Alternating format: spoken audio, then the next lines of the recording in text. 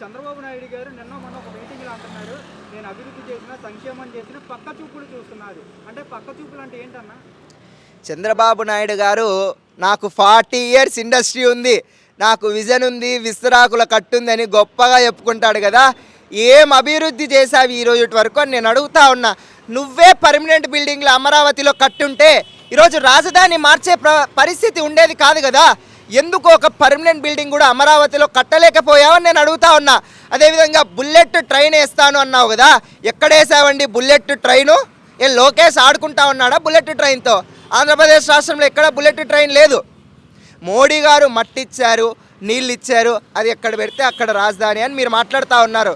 మీరు అదే మోడీ గారు ఇచ్చినటువంటి మట్టి నీళ్లతో ఈ రోజు వరకు ఎందుకు ఒక పర్మనెంట్ బిల్డింగ్ కూడా కట్టలేదు అమరావతిలో అని మీడియా ముఖంగా చంద్రబాబు నాయుడు గారిని నేను అడుగుతా ఉన్నా. నిన్న నాగబాబు గారు ఒక జనసేన మీటింగ్లో అన్నారు, మార్నింగ్ ఒక మాట మాట్లాడాడు, అరకు పార్లమెంట్ మనం పోటీ చేయబోతున్నాం మొత్తం అని చెప్పి. మళ్ళీ సాయంత్రానికి వచ్చి నేను అలా అనలేదు, కూటమితో మన ప్రయాణం అన్నారు. ఏ విధంగా చూడొచ్చు సాయంత్రానికి మాట మార్చడం గల కారణం ఏంటనుకుంటున్నారు?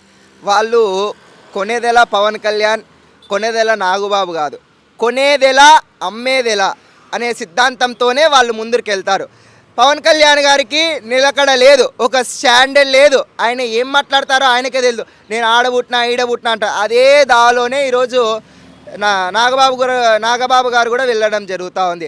ఇదే జబర్దస్త్లో ఆ రోజు రోజమ్మ జబర్దస్త్ జడ్జిగా చేస్తూ ఉన్నప్పుడు ఎంతమంది ఎన్ని కామెంట్లు చేశారు. జబర్దస్త్ అనేది ఒక బూత్ షో అంటూ ఏ విధంగా రోజా గారిని హ్యూమిలేట్ చేస్తూ మాట్లాడారు. ఈరోజు అదే నాగబాబు జబర్దస్త్లో కూర్చుంటే అది బూత్ షో కాదా అని నేను అడుగుతా ఉన్నా. ఇప్పుడు గతంలో జగన్మోహన్ రెడ్డి గారిపై చాలా విమర్శలు చేశారు జనసేన వాళ్ళు గట్ట. ఇప్పుడు కూటమి ప్రభుత్వం 2 ఏళ్ళు అయినా కానీ టీడీపీ బీజేపీ వాళ్ళు జగన్మోహన్ రెడ్డిని మాట్లాడలేదు, కానీ జనసేన ఎమ్మెల్యేలు ఎందుకు రెచ్చిపోయి మాట్లాడుతున్నారు? ఆరిపోయే దీపానికి వెలుగు ఎక్కువ అంటారు. ఇంకా 3 ఏళ్ళు పోతే ఆంధ్రప్రదేశ్ రాష్ట్రంలో జనసేన చాప్టర్ పూర్తిగా కూడా క్లోజ్ కాబోతూ ఉన్నది.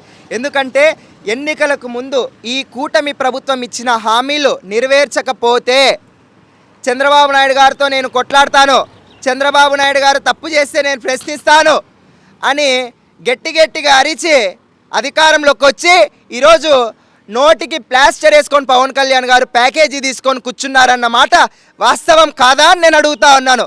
పవన్ కళ్యాణ్ గారు ఒకటే గుర్తుపెట్టుకోవాలి, గడ్డి పరిక గట్టిగా గర్జిస్తే గర్జించే సింహం కాలేదన్న సంగతి పవన్ కళ్యాణ్ గుర్తుపెట్టుకోనుగా ఈ సందర్భంగా తెలియజేస్తా ఉన్నా. గోదావరి జిల్లాలో ఒక జనసేన ఎమ్మెల్యే అన్నాడు, జగన్మోహన్ రెడ్డి ఉన్న 5 ఏళ్ళు మమ్మల్ని ఏం పీకారు, పవన్ కళ్యాణ్ వైట్ ఎంటుకు కూడా పీకలేకపోయాడు, మళ్ళా వచ్చి ఏం పీకుతాడని కూడా మాట్లాడుతున్నారు. ఈరోజు మేమేమన్నా మాట్లాడితే రపా రపా రపా అంటారు. వాళ్ళు ఇష్టానుసారంగా ప్రేరేపణలు వేయచ్చు, నోటికొచ్చిన కూత గుయ్యొచ్చు, కానీ ఎక్కడ కూడా వాళ్ళ నోటికి అద్దు ఉండదు, అదుపు ఉండదు.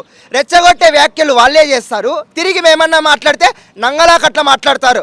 పవన్ కళ్యాణ్ కూడా మొన్న ఒక పబ్లిక్ మీటింగ్లో వైఎస్ఆర్ కాంగ్రెస్ పార్టీ నాయకులను కార్యకర్తలను తొక్కిపెట్టి నారదీస్తానన్నప్పుడు ఇదే పోలీసులు ఎందుకు సుమోటోగా పవన్ కళ్యాణ్ మీద కేసు బుక్ చేయలేదని నేను అడుగుతా ఉన్నా.